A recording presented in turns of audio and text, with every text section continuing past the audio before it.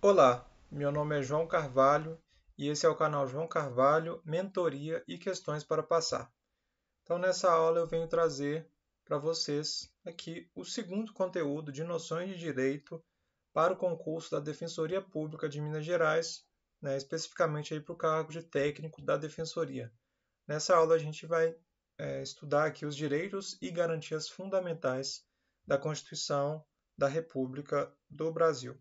Especificamente, a gente verifica isso no artigo 5º da Constituição. Então, vamos ao estudo. A gente vai fazer aqui um estudo por questão, obviamente aí fazendo uma consulta à Constituição para solidificar esse aprendizado.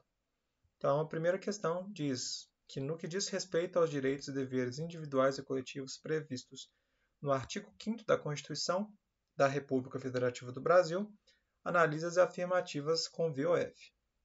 Então, a primeira afirmativa diz que é assegurado a todos o acesso à informação e resguardado o sigilo da fonte, quando necessário ao exercício profissional.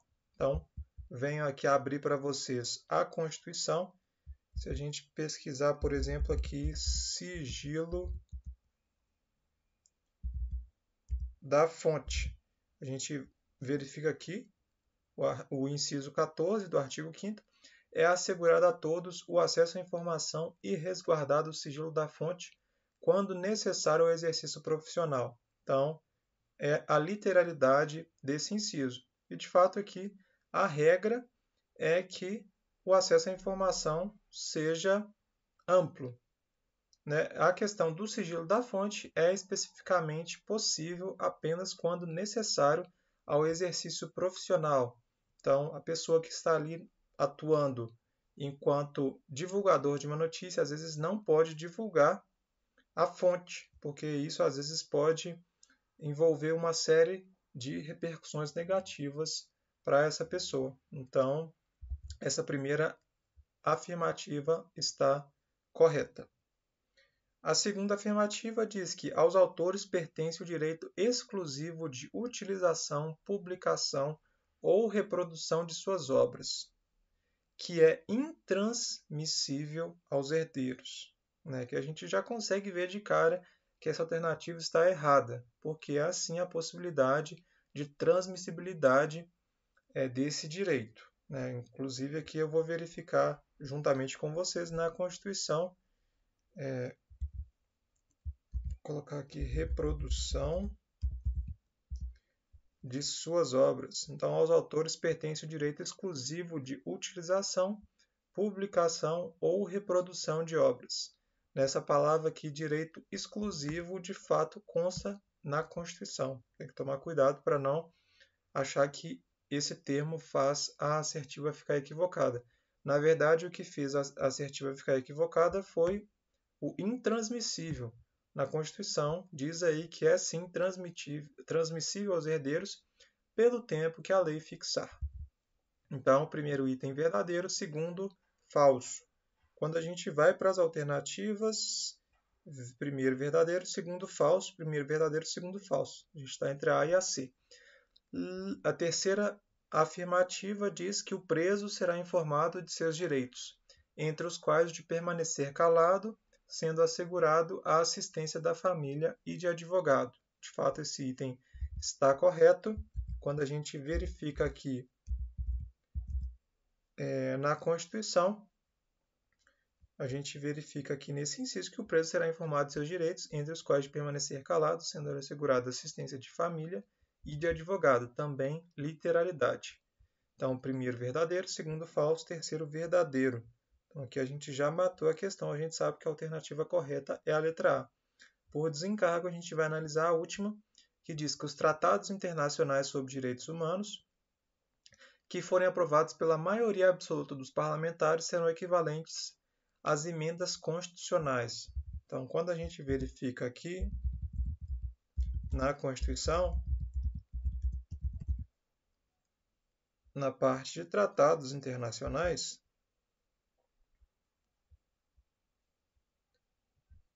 a gente verifica que os direitos e garantias. Deixa eu só verificar aqui.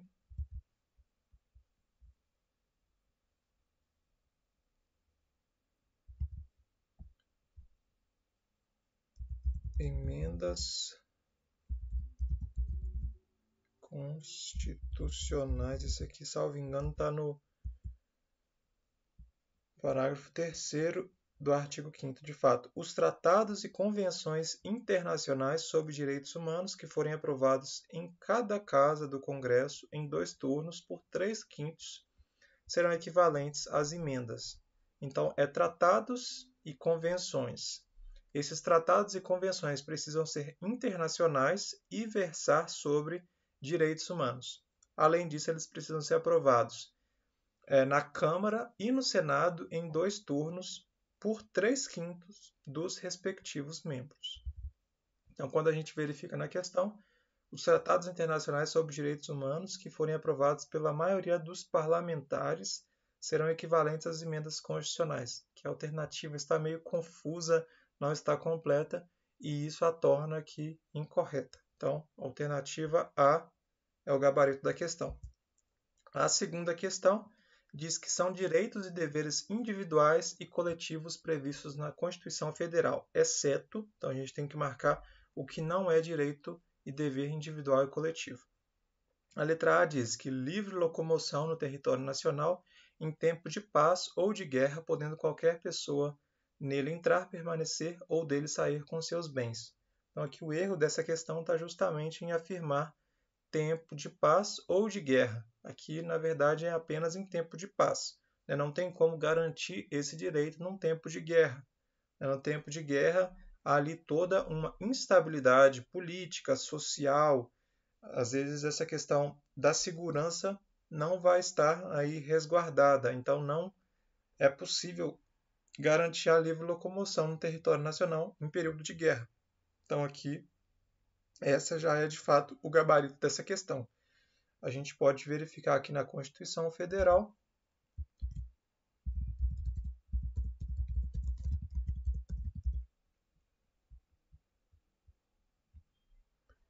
que é livre locomoção no território nacional em tempo de paz. Não há essa possibilidade, não há aqui essa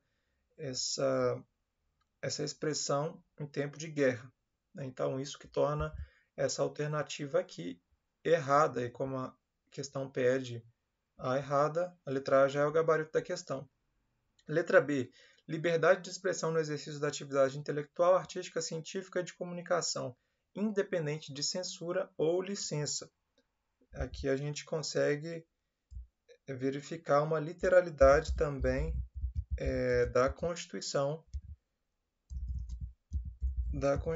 Federal. Então, quando a gente verifica aqui, liberdade de expressão.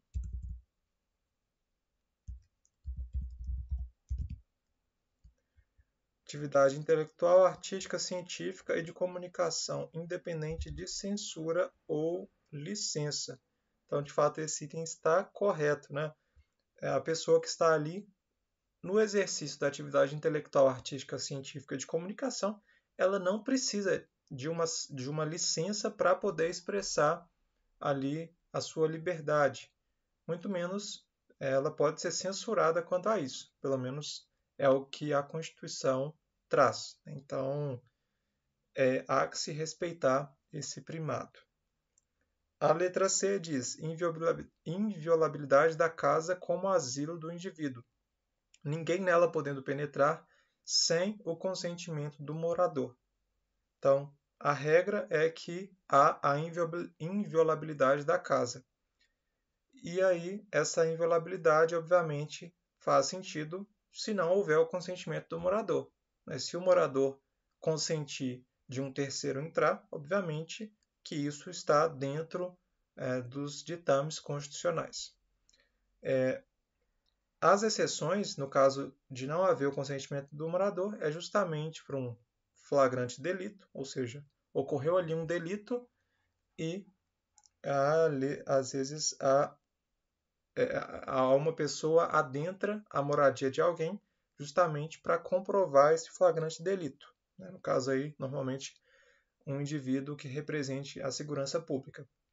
Ou desastre, ocorreu algum desastre, um desabamento, algo nesse sentido, então aqui há essa exceção. E também para prestar socorro. né? Então, obviamente, ali às vezes alguém precisa de algum auxílio, algum socorro, então aqui também essa exceção. Quando a gente verifica na Constituição,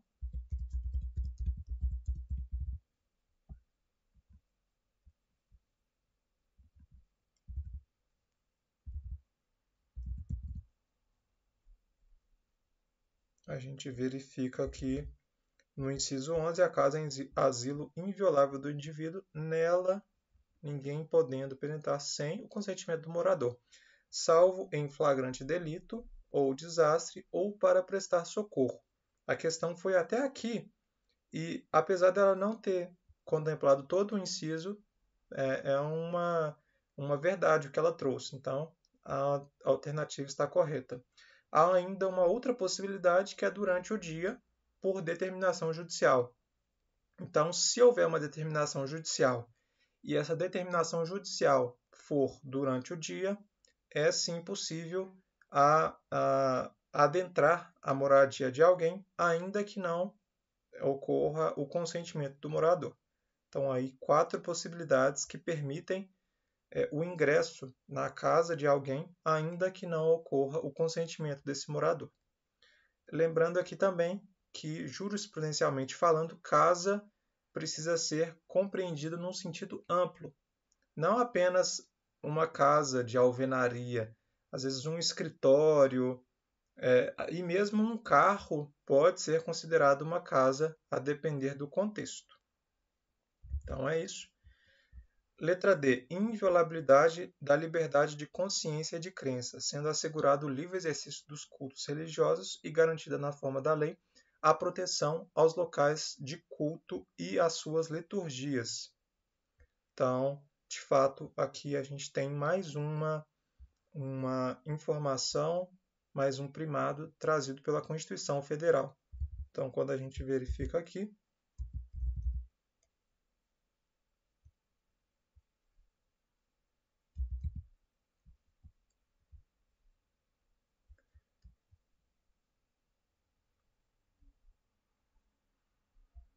é inviolável a liberdade de consciência e de crença, sendo assegurado o livre exercício dos cultos religiosos e garantido na forma da lei a proteção aos locais de culto e às suas liturgias.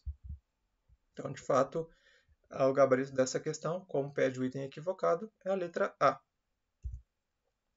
Essa outra questão diz que são direitos e garantias fundamentais constantes no artigo 5º da Constituição da República, exceto.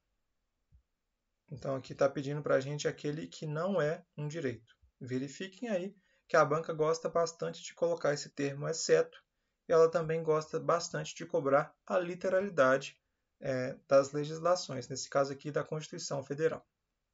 Então, é livre a manifestação do pensamento, garantindo o anonimato. É falso. A gente vai verificar na Constituição da República afirmando que é vedado o anonimato. É sim livre a manifestação do pensamento, mas é necessário vedar o anonimato justamente para coibir excessos.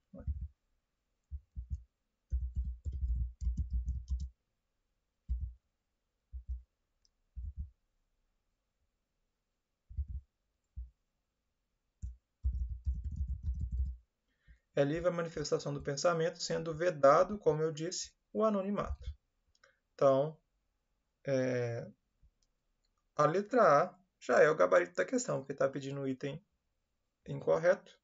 Letra B. É inviolável a liberdade de consciência e de crença, sendo assegurado o livre exercício dos cultos religiosos e garantida na forma da lei a proteção aos locais de culto e às suas liturgias.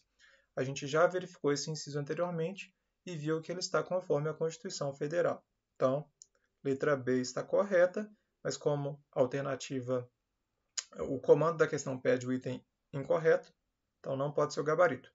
Letra C. É assegurado nos termos da lei a prestação de assistência religiosa nas entidades civis e militares de internação coletiva. Então, como decorrência desse dizer da letra B, de fato é assegurado a prestação de assistência religiosa nas entidades civis e militares. Então, há ali uma entidade civil e militar, é sim assegurada a prestação da assistência religiosa, justamente para fazer jus a essa liberdade de consciência e de crença.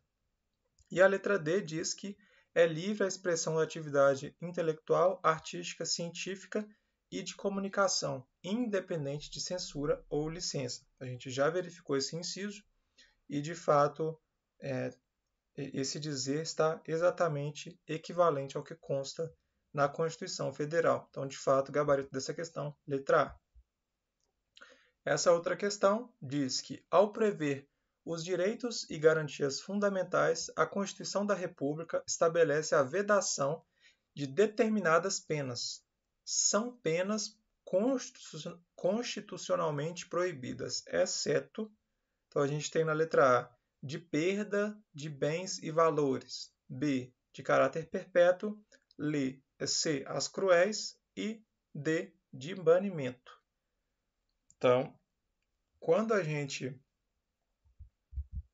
verifica aqui na Constituição,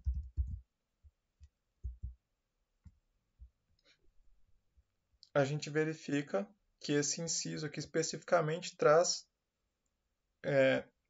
que essas penas aqui não existirão. Então, não existirá pena de morte, salvo guerra declarada, porque a gente sabe que no momento de guerra não há como garantir que não vai haver mortes, né? Na verdade, a morte é até algo natural quando a gente pensa em uma guerra. De caráter perpétuo, de trabalhos forçados, de banimento e cruéis. A alternativa pede as que são proibidas.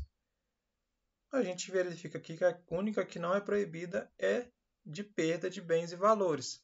É algo natural, né? Eventualmente, aí, se uma pessoa cometeu um crime e acabou tomando um bem, tomando valores de um terceiro, ela vai, obviamente, devolver, reaver, ela vai perder esses bens ou eventualmente vai perder esses valores.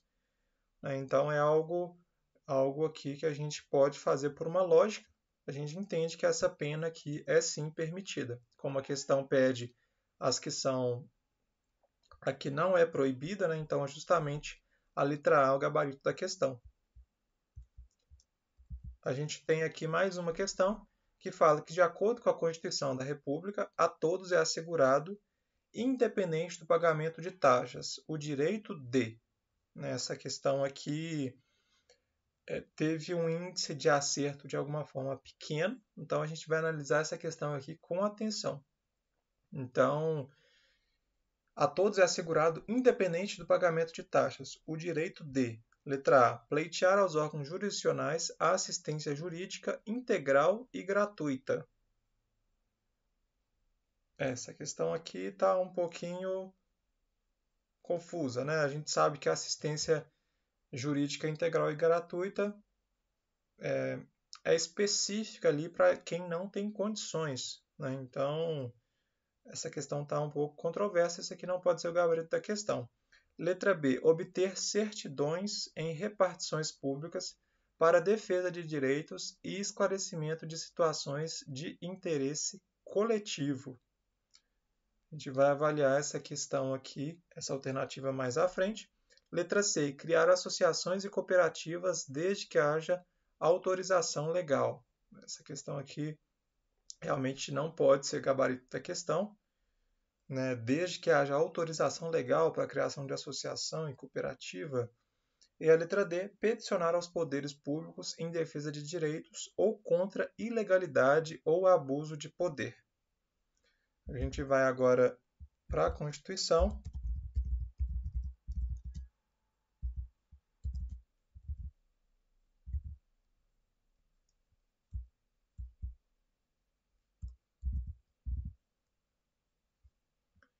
Então, são a todos assegurados, independente do pagamento de taxas, o direito de petição aos poderes públicos em defesa de direitos ou contra ilegalidade ou abuso de poder. Então, o direito de petição nada menos, nada mais é do que o direito de você pedir ao poder público alguma coisa, um documento específico, defesa de um direito específico, ou mesmo você ali pontuar uma ilegalidade ou um abuso de poder.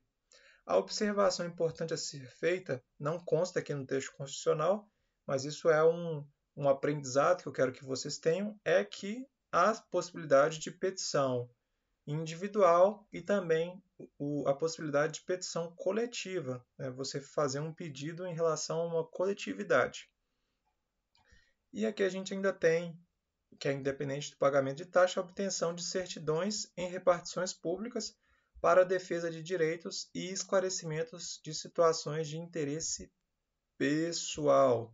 Então, quando a gente pensa em certidão, a gente pensa no interesse próprio, interesse específico da pessoa. Então, quando se fala em petição, você pode pensar no interesse individual e coletivo. Quando você pensa em certidão, especificamente em relação ao interesse pessoal. De posse dessa informação, a gente consegue matar a questão.